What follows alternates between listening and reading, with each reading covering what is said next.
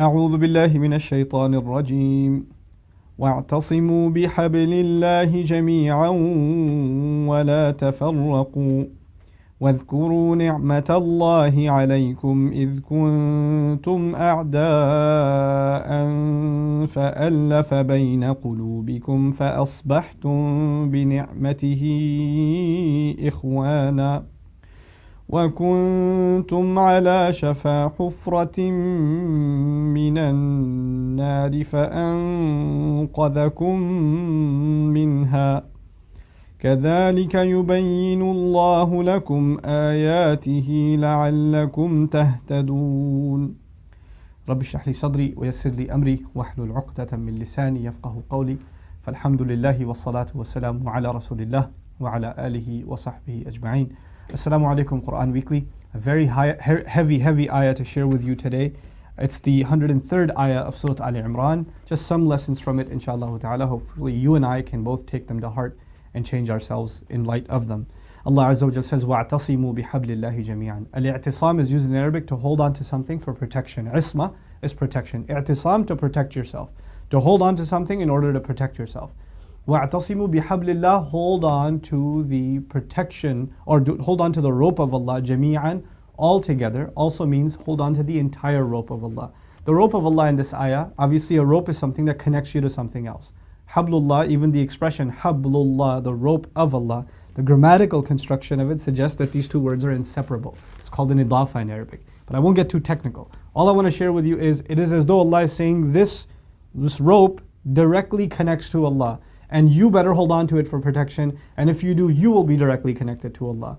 And that rope of Allah, as the Prophet would describe it, sallallahu alaihi wasallam, is the Quran itself. So وَاعْتَصِمُوا بِحَبْلِ اللَّهِ جَمِيعًا, all together. In other words, us coming closer to the Quran is a collective affair. We have to do this together. I have to help you get closer to the Quran. You have to help me get closer to the Quran. This is something we all need each other for. It's not an individual exercise. Then on top of that, jami'an, in other words, don't take one part of the Quran and ignore other parts of the Quran. You should be on a quest to try to understand and internalize as much of the Quran as you can. And when something of the Quran comes to you that you didn't know before, you should joyously come and you should receive it. Obviously, it's going to be a long journey before you and I entirely understand the whole Quran, and maybe is not going to happen in our lives, but at least now we know what we have to work towards. Allah says, وَلَا تَفَرَّقُوا, while not falling into disagreement with each other. And it's interesting that the word ikhtilaf, which is disagreement, is one side, but the word here is tafarraqu, which is to break yourselves up into factions. That would be the way I would describe the word tafarraqu. So Allah is literally saying, focus on His word and stop becoming divided into factions. Stop defining yourself as part of one group or another group or another group or another group in a way that you are only doing so to distinguish yourself from some other entity, to be able to say that they're not right and I am, or they're not right and those guys are. Stop doing this. Come closer to the rope of Allah, hold on to it for protection. Why are you getting distracted by becoming divided altogether? And by the way, when people hold on to the same rope, naturally they come physically close to each other. Right? So Allah is saying, when we focus on the Quran, when we make that the central discourse for ourselves, then naturally there's going to be more and more unity among us, subhanAllah. There are those of us that are from different backgrounds, we speak different languages. Nowadays English is becoming more of a shared language, so people are watching these videos all over the world, right? But you know what a real common language is? Actually, the reason you're watching this video even is the Quran. It's not me, it's nothing about me, it's actually the Quran, it's the word of Allah. And I hope that Allah brings our hearts together closer and closer and closer with every minute, every second even we spend just trying to listen to even the recitation of the Quran or an explanation of the Quran. And this is actually a natural result of the Quran, that you stop becoming divisive. Like, you don't think about division. You don't think about what makes you different from other Muslims or how you can pick out their flaws and things like that. So you have to ask yourself, and I have to ask myself, if I'm constantly critical of other scholars, other groups, other schools of thought, other Muslims and what they're doing, and at the same time I think I'm learning the book of Allah, maybe I'm not. Because those two things don't go hand in hand. That attitude just starts leaving you the more you get involved with Allah's book. So Allah then says, وَلَا تَفَرَّقُوا وَاذْكُرُوا نِعْمَةَ اللَّهِ عَلَيْكُمْ إِذْ كُنْتُمْ أَعْدَاءً. Look at that. Mention the favor of Allah unto you when you used to be enemies. How do we implement this in Ramadan? You know, and subhanAllah, in Ramadan, maybe you're going to the masjid more than you've ever gone before. Or maybe you never ever go to the masjid and now you're going to the masjid. So you're going to see other Muslims. You know, and there are Muslims that are different from you. You know, if you don't have a beard, you see a guy with a beard, usually you might think, these guys, man, they're so crazy, they're so extreme, they're so judgmental. You're a sister who doesn't normally wear hijab, you walk into the masjid in Ramadan, all these women are covered. You're only covered because you're in the, in the masjid for the first time, or, and you're like thinking, man, if these women knew what I'm really like, they'd be so judgmental of me. And the other way around too, those people, they have ill feelings towards you, you have ill feelings towards them. This is the time to test the metal of this ayah. Mention the favor of Allah onto you when you used to be enemies. كُنْتُمْ أَعْدَاءً فَأَلَّفَ بَيْنَ قُلُوبِكُمْ فَأَصْبَحْتُمْ بِنِعْمَتِهِ إِخْوَانًا. So He's the one who put love between you.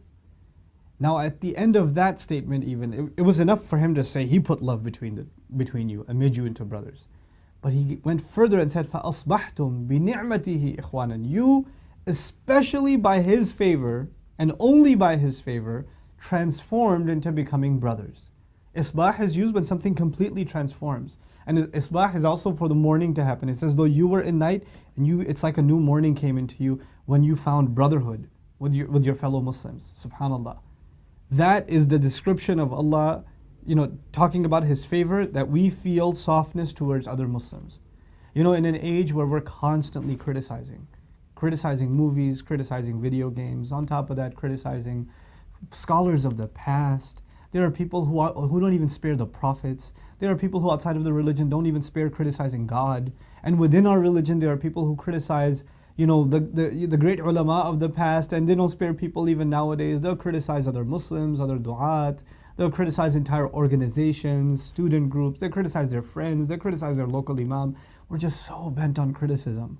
We love doing it. Where is the favor of Allah where you feel this brotherhood towards the other? That even if they're wrong, you want to go and give them a hug and share with them how much you care about them, and then maybe try to fix them in the most courteous, respectful way. Where did it go?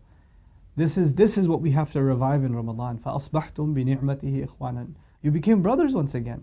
وَكُنْتُمْ عَلَى شَفَا حُفْرَةٍ مِّنَ النَّارِ فَأَنْقَذَكُم مِّنْهَا. You were all at the very edge of the fire and He rescued you from it. Now, Allah is now saying that you were rescued from the fire after He describes that you became brothers. It is as though your brotherhood was how Allah rescued you from the fire. It's your brotherhood that kept you away from evil. Subhanallah. وَكُنْتُمْ عَلَى شَفَا حُفْرَةٍ مِّنَ النَّارِ فَأَنْقَذَكُم مِّنْهَا كَذَلِكَ يُبَيِّنُ اللَّهُ لَكُمْ آيَاتِهِ لَعَلَّكُمْ تَهْتَدُونَ. That is how Allah clarifies His miraculous signs to you so you can be committed to guidance. Now Allah has these, it's the last thing I'm sharing with you in this message. Al-ihtida, to be committed to guidance, to be firm on guidance yourself. This is a general term. Guidance is everything under the sun, but that has to do with Islam. Prayer is part of being guided. Hajj is part of being guided. Reciting Quran is part of being guided. Being truthful is part of being guided. You can't think of anything within Islam that you can't call a part of the guidance of Allah. But when Allah puts it specifically at the end of an ayah, it is tied to what Allah mentioned in that ayah. So now Allah is saying that your attitude towards your brother, the love that you feel towards your brother in Islam, as a result of the love Allah put inside of you, He did that so that you can manifest guidance. That itself is a manifestation of guidance. May Allah Azza wa Jalla allow us to show every manifestation of guidance in our lives. Barakallahu li wa lakum. Wassalamu alaikum wa rahmatullahi wa barakatuh. Assalamu alaikum everyone. If you've benefited from these reminders, please support Quran Weekly by clicking the link below.